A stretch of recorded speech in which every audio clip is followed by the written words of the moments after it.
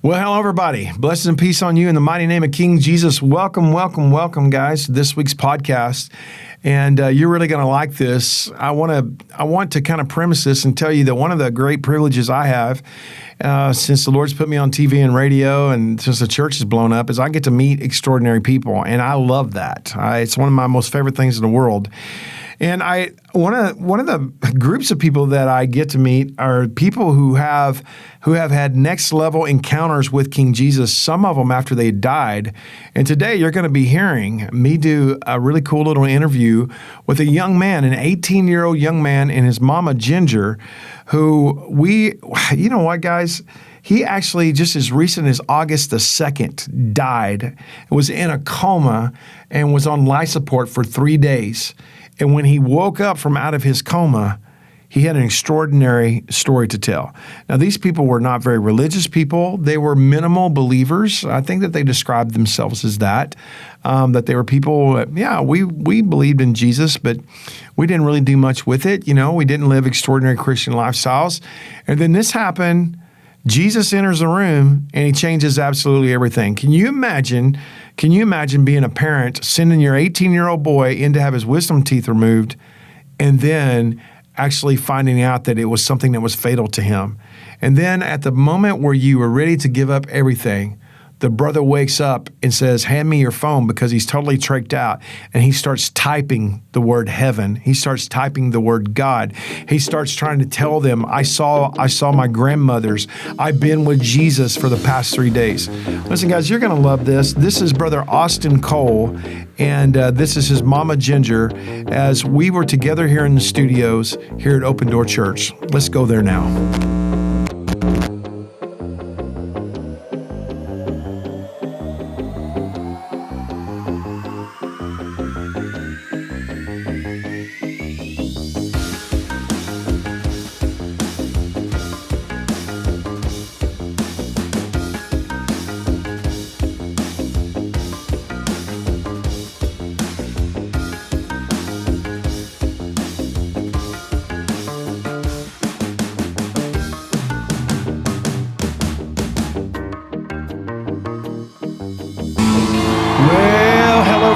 Blessings and peace on you in the mighty name of King Jesus. Troy Brewer here, coming at you strong from behind the scenes here at Open Door Church. Just got back from a powerful meeting in Ukraine, in Warsaw, Poland. I was in Amsterdam. I was in London. I was in all kinds of stuff. Came back to Texas late last night. Got up here today. My body has no idea what time it is, but it turns out that that's going to be one of the subjects of the things that we're talking about today, because we know that in heaven, that God is not subject to time. And once we get on the other side of redemption, once we're done with the purposes of redemption, there's no more purpose for time, because time was created for the purposes of redemption. And one of the things we're going to be talking about is that time is running out for us today. And I actually have an expert on this subject. I'm actually going to be interviewing today. Get ready for this, guys. Man, you guys are going to dig this. Get ready. There's a young man, an 18-year-old young man that is here today. And just a couple of months ago, we're talking about very, very recently, through a series of tragic events, he actually died, was carried away to heaven, actually spent time with King Jesus, got a clear directive of what he's supposed to tell everybody, and he's back here today to tell us about that. So listen, I encourage you guys to call people, tell people, dude, you got to hear this show. Pastor Troy's talking to some crazy guy who's gone into the presence of Jesus, and it's going to be awesome cool. Guys, I have two people here with me and in the studios here today.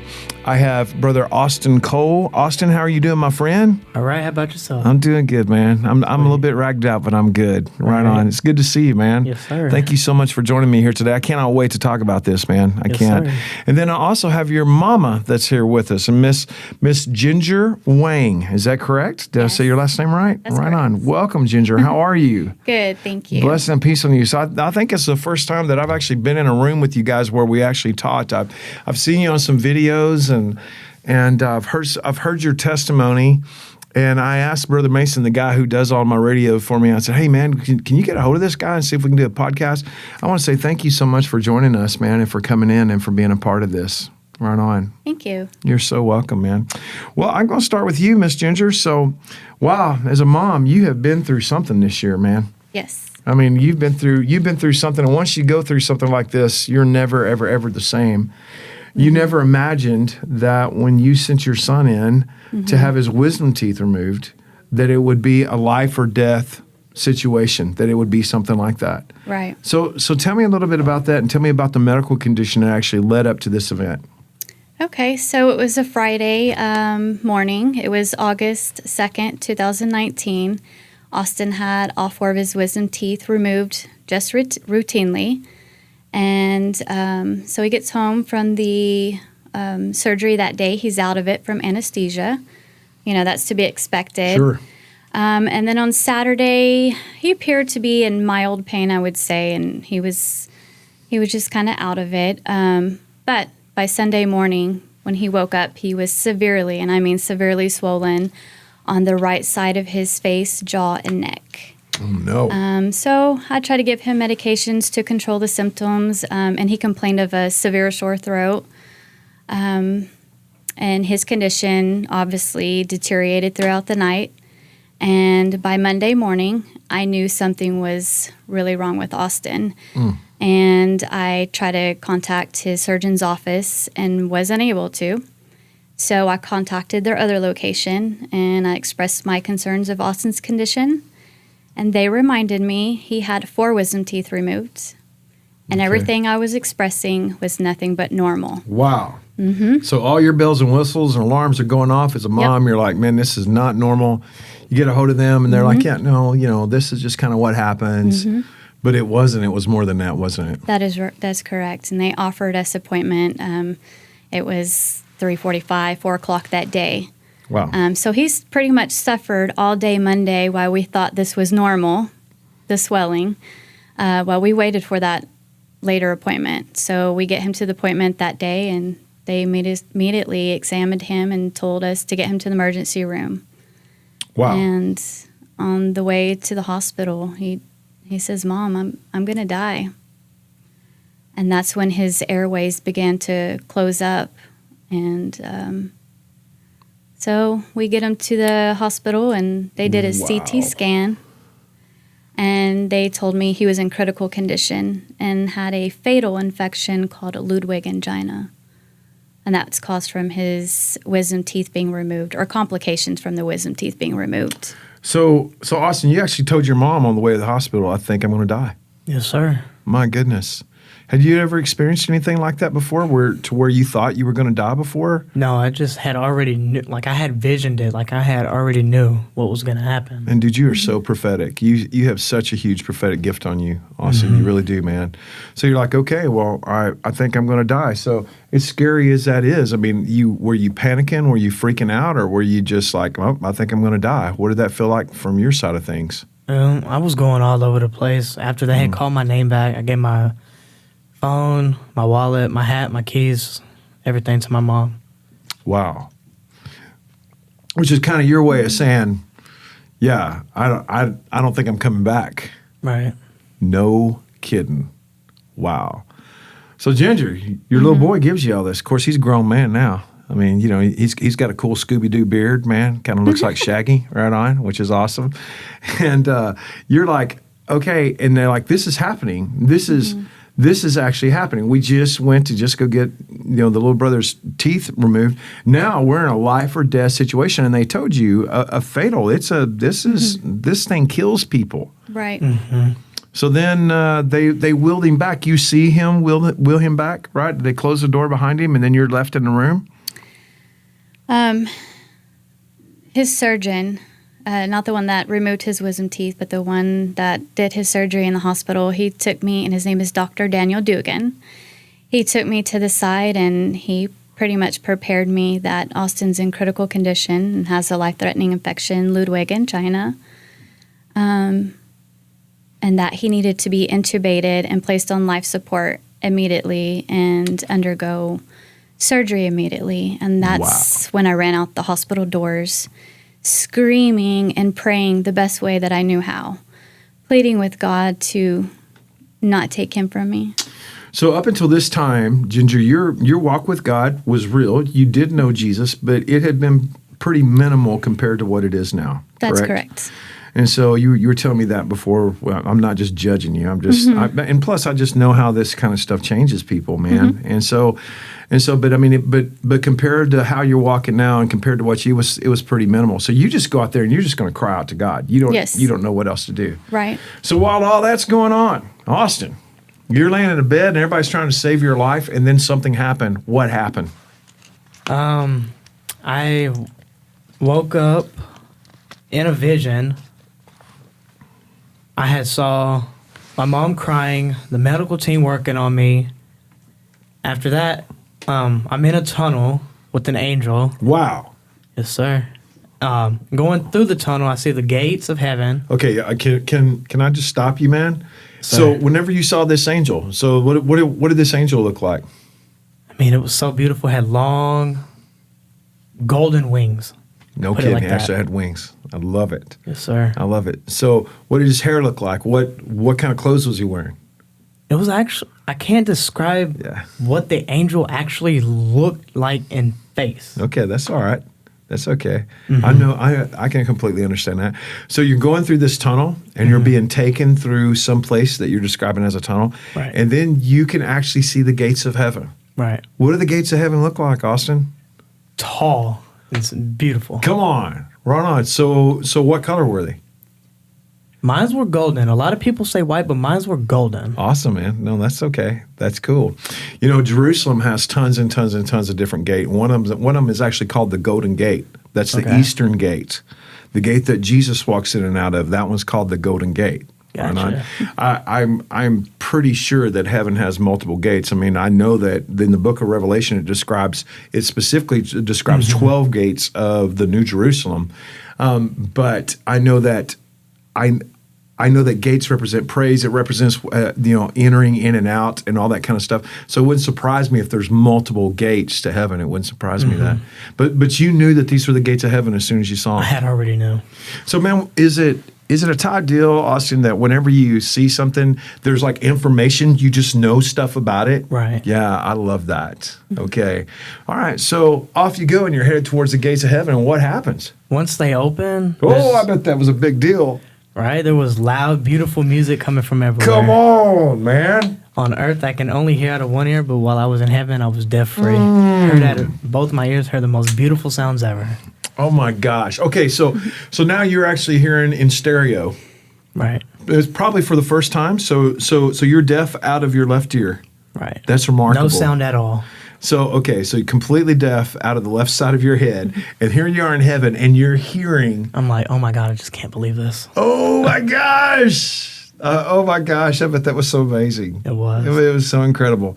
And you're hearing music, and you're hearing sounds. Was there any sense of where the music was coming from, or It how was that the works? angels singing. Oh my God! Singing, welcome home, welcome home.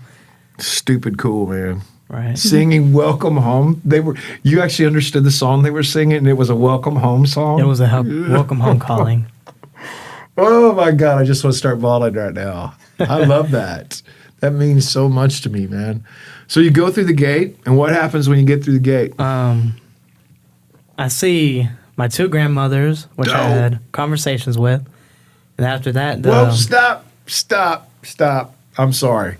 So you actually see your two grandmothers. Yes, sir. So you see, I guess this is your dad's mom and your mom's mom. Is that who it was, or who was my this? great grandma and Okay. my grandma. Got you, man. I got you. And you actually had a conversation with them. Yes, sir. So as soon as they were there standing at the gates waiting on you, or just as soon as you went through heaven you saw them, As something soon as like I that? was going through, then I saw him. I went Okay. over and talked to him.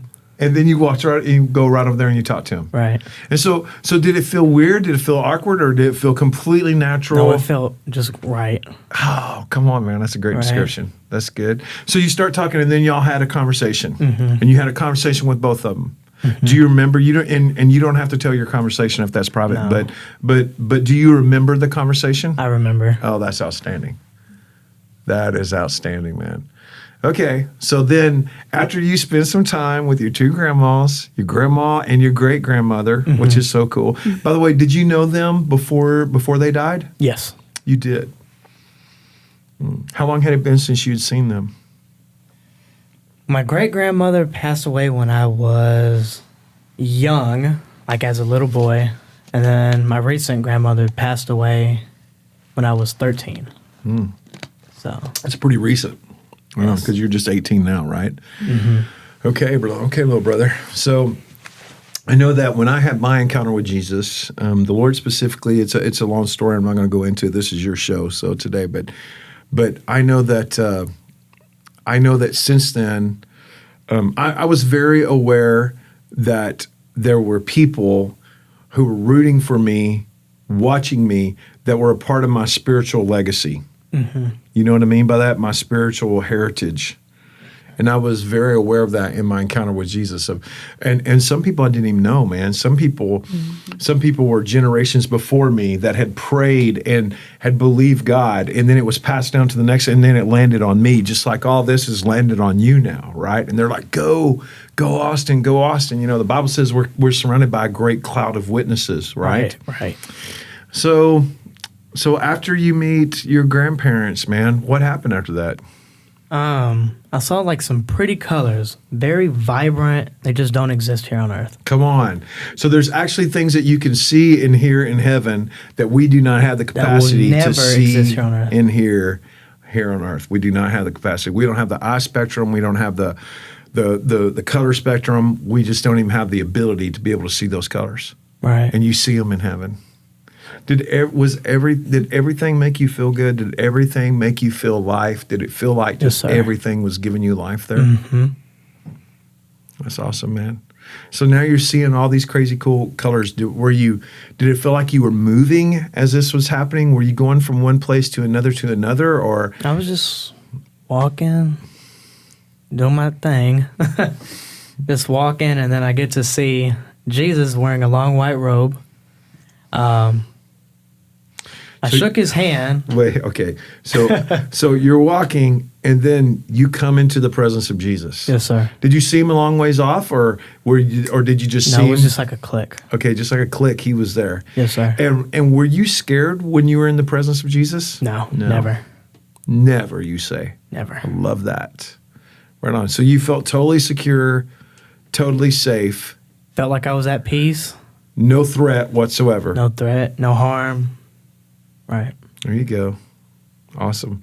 Hello, Mr. and Mrs. Podcast listener. Hey, man, I'm sitting in the studio here, and Mason and I are talking. We're like, hey, we need to do just a brief, tiny 1-minute interruption and remind people that if they need prayer, that they can call us. And you can. If you need prayer, if you need resources, if you need information about the New Beginnings Prophetic Conference for the 2020 year to come, or if you need information about the Arise Zion Israel Tour from March 23rd, I think it is, to the 31st, if you need information about Open Door Church, or how we're saving girls out of sexual trafficking, or how you can partner with us, all of that is found at troybrewer.com, or you can call 877-413-0888. Please be sure and let people know about this podcast and the amazing ministry that all of us as partners are doing together. All right, let's go back to the podcast. Here we go. So you're there, and he's wearing, just tell me all about the appearance of Jesus. What did he look like to you? He was wearing a long white robe. He had crystal blue eyes. These are the type of eyes that are unforgettable, breathtaking, just so gorgeous. His soft, gentle hands were just amazing. The vision of just looking at him is a face that you don't want to forget. No. Come on. So you're there in the presence of Jesus, and does he actually speak to you? Is there interaction going on between you and him? Yes. He gave me the ability to see myself on life support, also alongside. Got to see my mom pleading with him and crying to save my life. Many people around the world praying for me as well. I had the medical team working on me. I saw that. Wow. Mm-hmm. Wow. So you're there and you're having a conversation with the Lord, and the Lord is actually showing you things. Right. And he's relating to you in a way that is really hard for you to describe because it's so personal between you and he, right? Right. Yeah, I get it. I promise you I do. I'm just referring back to my encounter with Jesus, and the same thing. There's a lot of things I can articulate, But there are other things I don't really have language for because it was just something that happened between the two of us, and I don't really know how to explain it. I'm just like, well, it just happened. And it didn't seem weird or awkward. There's nothing in the presence of Jesus that seems weird or awkward or scary. Right. You know that Jesus is the most powerful person in the universe, and you also know he's the most non-threatening person in the universe Right on. at the same time. Yes, sir. And for me, Jesus, I just love you so much. I just love you. How can you not just love him? He's one altogether beautiful. And dude, he came to you. Right. He came to you. I mean, Austin, he loves you that much. He came to you. It's like, no, this is very important to me. And there's 7 billion people on the planet right now. Mm-hmm. And he still stopped everything he did and came to you personally, just the two of you. Right. What does that tell you about him? Just that he's amazing. Shows that he can do things that other people can't do. Come on, bro. Things that people won't do and can't do. Come on. That's good. So, you have a unique perspective of time now Right. because of this. And one of the things that you were telling me that you knew, and I mean, and you say it with such confidence when you say it, is this. Well, you tell me, how does time work in heaven? In time, In in heaven. heaven, there is no time, but on earth, time is running out for us. When you get to heaven, there's eternal time, eternal life. That's good. So you were very aware that there's no such thing as time in There's heaven. no such thing as time in heaven. It does not exist. Right. And you were also aware that time does exist for us, but that it has It's a beginning, it has an fading out end, quick. and we're right at the end of it. Right. I'm just like right there from it. What a strange thing for God to speak to an 18-year-old boy. And I don't mean anything demeaning by that, but I mean, he didn't speak that to a physicist. He didn't speak that to a nuclear scientist. He spoke that to you, Austin. And he showed that to you in a way that is so real. And you actually carried that back with you. And we'll talk about how you came back and what happened when she did come back. And Okay. but you actually carry a word now about time. Right.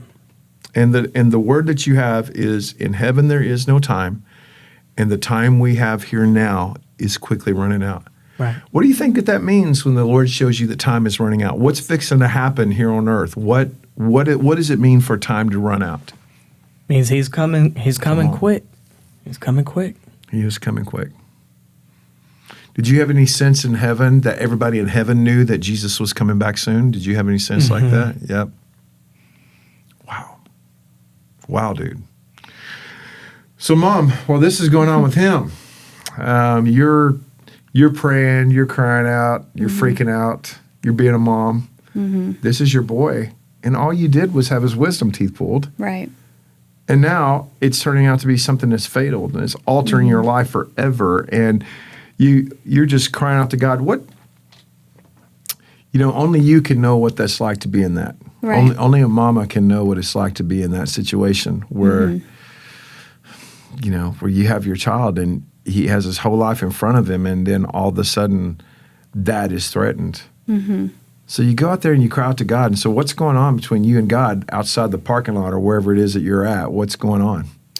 I'm just begging, and please don't take him from me. And not just for me. He's got 2 brothers and a sister. And I just couldn't even imagine, we left the house with Austin, and the thought of returning home without Austin, I was just completely torn. I was just begging and pleading the best way I knew how. And that's a feeling I will never, ever forget. So when did you first know that God had answered your prayer and that he wasn't going to die? How long of a period of time was it for you where you were not sure he was going to live? 2 days later. Wow. 2 days later, when he woke up on life support, that's when he was trying to communicate with me. So I gave him my cell phone, and he typed in God. He typed the word God. That's the first thing he typed in. Just God. Was just the word God. And so he's completely ventilated. and and he can't talk. And number one, he's woke up, and that's a miracle. Right. And you're like, oh my gosh. So you can tell he wants to talk. Right. And So he's crying. And he's crying. He's Wow. crying. Yes. And like he's got to tell me something. And so you don't know what he's going to tell you. Right. Did you think he was going to say God? He wants to talk to you about God? Really? Not at all. Wow. And then a few minutes later, I gave him the cell phone again, and he put in heaven. Okay. He put in heaven. Just heaven. Just the very word heaven, brief like heaven. Heaven. And then the nurses came in. There was some maybe like 20 minutes that passed, and then sentences started coming in, and he said he saw his grandmother and my grandmother, gosh. which is his great grandmother. What's going through your mind? Are you just standing there with your hand over your mouth, or what the heck? I mean, what are you doing? I thought he was hallucinating, to be honest with you, okay. or maybe he had a dream. But it wasn't until the life support was actually removed when he could finally talk, and he's like, "Mom, you don't understand." And he couldn't wait to talk to me when the life support was removed. He's like, "I've been in heaven." And again, I was like, okay, he's hallucinating, until he could explain things that, like he saw me. He saw the surgeons working on him, the medical team working on him. But him seeing me is the biggest thing, because I was outside the hospital. How can somebody that is fighting for their life with a fatal infection on life support could actually visually see me praying and pleading with God to save his life? When you saw her, did you see her from up above or side to side? What did the visual of that? I was like looking down. You were looking down at her. Wow. Oh my gosh. Yeah. Okay, so right before did Jesus tell you, hey, you're going to go back, or did you just go back, or what happened? He was telling me that you need to go back. Everybody's praying for you, and then he just pushed me back. So how did he push you back? How did that work? It was like a strong, forceful wind. It was like a wind. It was quick. Oh, it was fast. It was a quick. So when you went back, were you aware immediately you were back in your body, or? Yes, I had already knew, because I had woke up. I'm looking around. I see my mom. I see everybody in front of my bed. Wow. Mm-hmm. So then you type in God. Type in God, type in heaven, type in Jesus. And then they unplug you where you can actually talk. Of course, my throat. Sure, yeah. Right. Yeah, which, And my God. after he did come back, I want to say, and I really truly believe he was completely healed, which is unexplainable. That's right. Come on. He left the hospital later that week. Mom, let's go get a steak. Let's go get a hamburger. I was already hungry. I mean, he was completely healed. That's remarkable. That's truly remarkable. So you wake up, you've had this, you tell everybody, and now that you've had this incredible encounter with the Lord, you feel compelled, you want to tell people that, hey, you've been to the place where there is no time. Right. And now you're back in a place where there is time, and there is not much time left. So, Austin, what should people do since there is not much time left? Since there's not that much time left, I encourage everybody to get to know the Lord, so when we exit this earth, you can have eternal time and life in heaven with the Lord. Outstanding. Ginger, you as a mom, you've seen this, you've seen God change your walk. What's your big takeaway from all this? And what do you think about your sons? Because you play a huge part in this as well. You play a huge part in this, and you didn't ask for any of this, Right. and here you are, but nonetheless, you decided to steward this. You decided to do this. You're moving forward with this. What's your big takeaway, and what would you say? What do you say to the skeptics that are out there? What do you say to people who are like, I don't really know if that happened or not? What do you have to say about that? So before this happened, I mean, I've always believed that there was a heaven and Jesus, but other than that, I can't really tell you anything further than that, like what's in the Bible. I'm like I said, I've always believed, but that's pretty much it. And now, what's happened with my son, I have a different look and outlook on this whole whole thing with Jesus. He's really trying to reach many people, and if Austin's story has reached anybody, it's reached me as his mother. Awesome. For sure. I mean, Jesus is real. I mean, Come on. he saw me pleading with God while he was on life support. He's real.